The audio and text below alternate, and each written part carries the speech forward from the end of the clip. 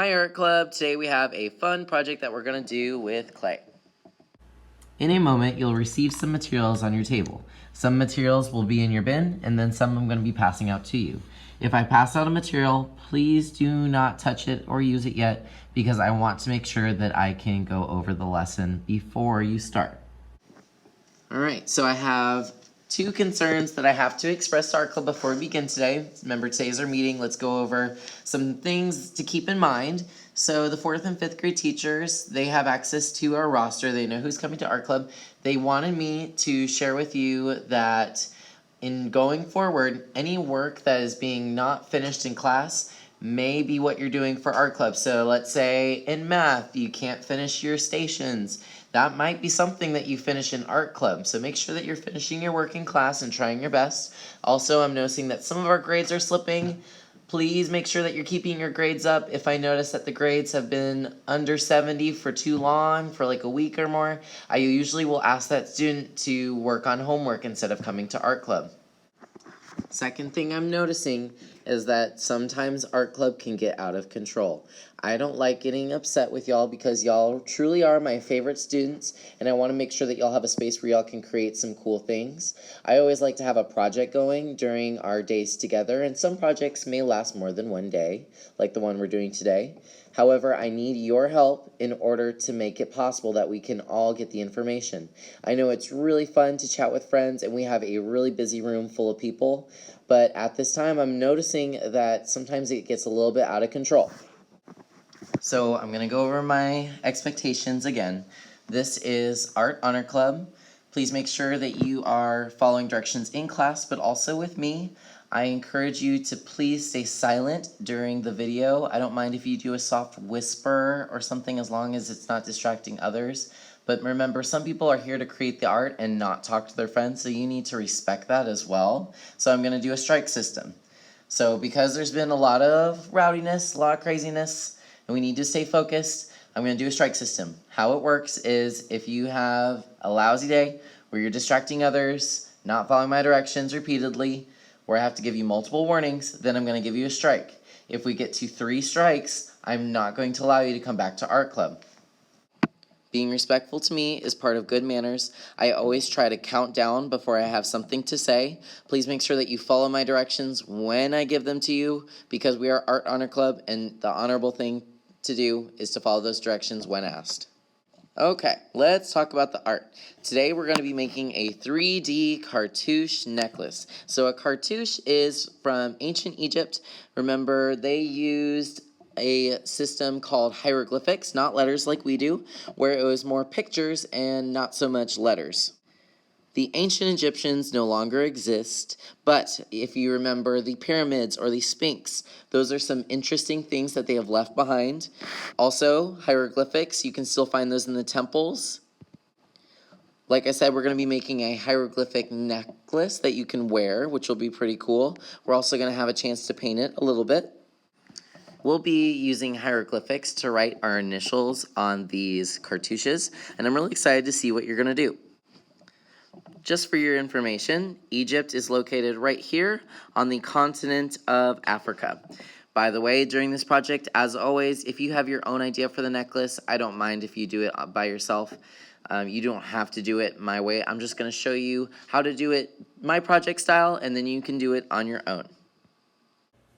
All right, please watch carefully as I am not going to be repeating these directions.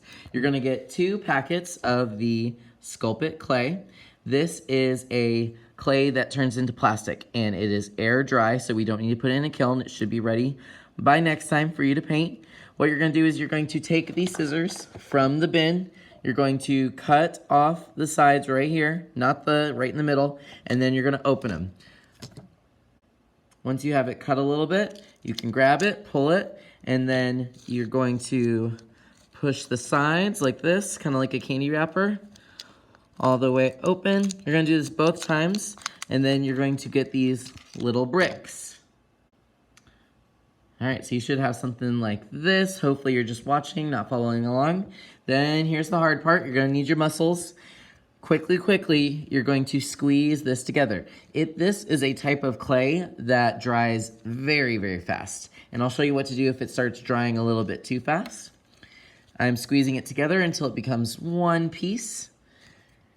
You can throw away these extra wrappers. You don't need them anymore. Then you're going to decide the shape of your cartouche. A cartouche is generally an oval shape. However, because y'all are Christy creatives, I don't mind if you choose another shape for your necklace. What you'll do is you'll take some time to smash it down like a little pancake. You don't have to smash it very thin, and there's still a little bit of thickness, probably the same thickness as my pinky finger. That's probably good enough. Now it's time to cut the shape that I want. You're going to take some of the kid scissors from the bin. That's all you need. You're going to open it up like an alligator, and then you're going to use this to cut. Please try to cut away from you if you can. I'm going to try cutting a rectangle, so I'm going to watch my fingers and cut. All right, I'm going to cut towards me just so you can see, but normally I would cut away.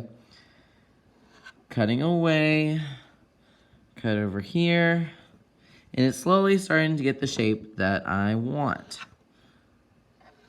You're gonna have some extra pieces. Don't try to attach anything to this because it won't work. It's not that kind of clay that we use in class where you can attach things. This is a plastic clay. It turns into plastic when it's done. So I have this little rectangle. I might try to squish it the way I want it. Maybe I do want an oval after all. And I might squish it into more of an oval shape. It's totally up to you. Then you're going to take a needle, and I should have these on the table. You may have to share, and you're going to draw your hieroglyphic. On the tables, you'll need to share this ancient Egypt hieroglyphics chart. So I don't know how accurate this is. I doubt that it's totally accurate to the ancient language because it's still very hard to understand. But these are some different hieroglyphics that you can choose. So think about your initials. My name is Joseph Boatfield. Y'all call me Mr. Boatfield, but I could choose for my letter. It could be a J, let me find it. So I could do this cobra, or maybe I could do B, which is this random leg or foot. Maybe I want to do both J and B. I'm going to leave it up to you, or you know what? If you don't want to do your initials, that's fine. Maybe I really want to do this owl. I don't know. But what you'll do is you'll take this needle and you will carve into this, let me see if it'll focus, kind of, there. And you're going to carve what you want.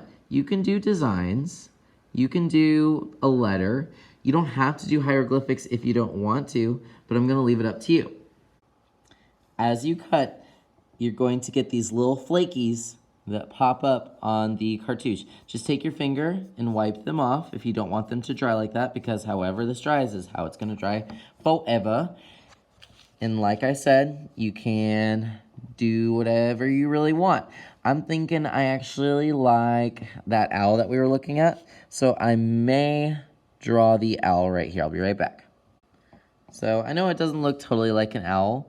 Feel free to take your needle and kind of take any of the little flakies off. You can just barely see it. But anyway, you get the gist.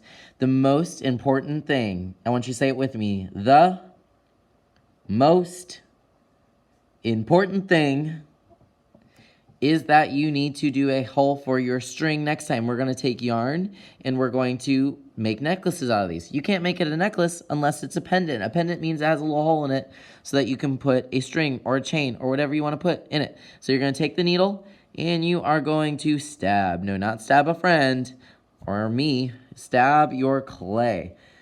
Get a good hole in it. I usually kind of shake and move around the pin that we're using. By the way, please don't bend these pins too far. They could break, and then that's just one less pin I have, and that's really sad because it came from an art club person that broke it. But make it a really good one because you have to think to yourself, would a piece of string really fit through here? I think so. So this one would work, but please don't just give it a little and think that that's going to work. I want you to really look at it, think to yourself. Now we're going to have a lot of these pendants left over. On the back where you didn't do anything, I need you to write your initials. This time not in hieroglyphics. I can't read hieroglyphics. I'm going to put J, B because that's my real initials. You could try putting your name on here if your name's short enough, but I'm not really thinking that that's probably going to be a possibility. So I'm just going to put JB, because that's my initials. And then once you're all done, you can take this, put it on the back counter, clean your area. So if you have any extra clay, please throw it away. Any extra wrappers, or if you have scissors out, those need to be put away. Then, like if you're in normal class, you can choose any of these activities. If you're going to use a whiteboard, please make sure you replace the marker and the cap. You can use one of these, one eraser, one marker. You could do free draw. You could do cubes on the carpet. You could do blocks. If you know how to play the Picasso game, you could do that as well. iPads will also be open today, but remember your table must be clean before you choose any of these activities. All right, and one last thing. I know that I've taken up enough of your time, but let's say you have some cracks on here. I'll put a tiny bit of water on the middle table, or I'm sorry, the middle of your table, should be sharing with people around you. Just take your finger, get it a little bit wet, and then you can kind of smooth those out. Now this clay is not meant to be mixed with the water, but it's really good. Like let's say I made a mistake right here. I know this really is just my initials. I didn't really make a mistake. You can use the water and that may or may not help buff it out. Or if your clay is drying way too fast, and you'll know when it's drying too fast, you'll notice that it's just way, way, way harder to manage. Just add a little bit of water and you should be good to go. It may help.